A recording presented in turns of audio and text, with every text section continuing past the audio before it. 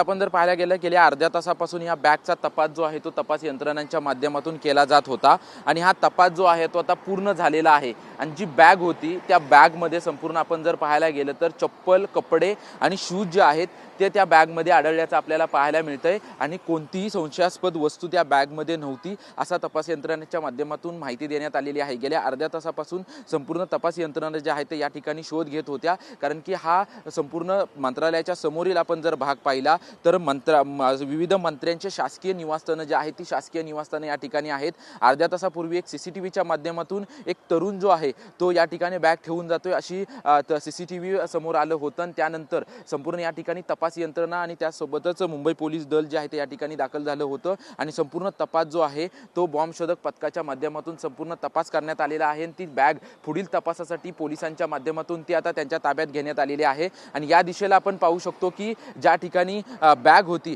त्या ज्या ठिकाणी ठेवण्यात आली होती त्या ठिकाणी अजून देखील बॉम्ब शोधक पथकाच्या माध्यमातून जे आहे ती शोध घेतला जातोय आणि मुंबई पोलिसांच्या वतीने देखील शोध घेतला जातोय। इतर तपास यंत्रणांच्या माध्यमातून जे आहे ही बॅगची चौकशी जी आहे ती पूर्ण करण्यात आलेली आहे। कोणतीही संशयास्पद वस्तू जी आहे ती प्राथमिक स्वरूपामध्ये आढळलेली नाही, परंतु तो तरुण जो आहे तो बॅग नक्की या ठिकाणी का ठेवून गेला या पुढील तपास जो आहे तो तपास यंत्रणेच्या माध्यमातून केला जाणार आहे। कॅमेरामन रवी साखरकर सह निवृत्ती बाबर, TV9 मराठी, मुंबई।